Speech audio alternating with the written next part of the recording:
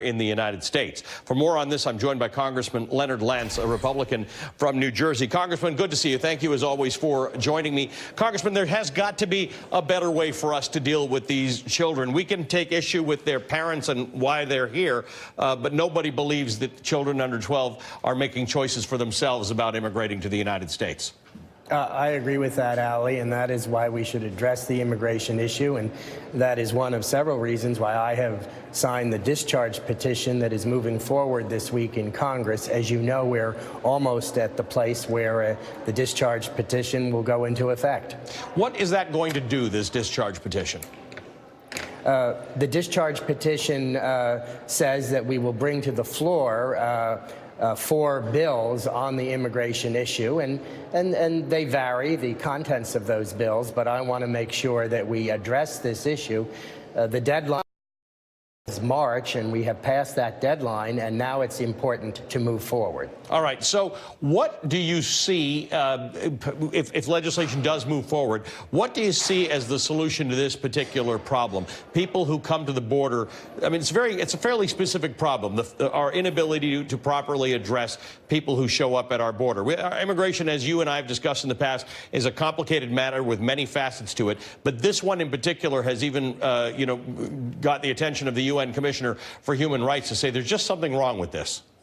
I agree with that, and certainly children, particularly small children, should not be separated from their parents for reasons that you have suggested, and I hope that we can address this in a humane fashion, recognizing, of course, that we want no one to abuse the system. Right. I'm not suggesting that that is the usual case, but obviously we have to look at this issue in its totality. The discharge petition, Ali, needs 2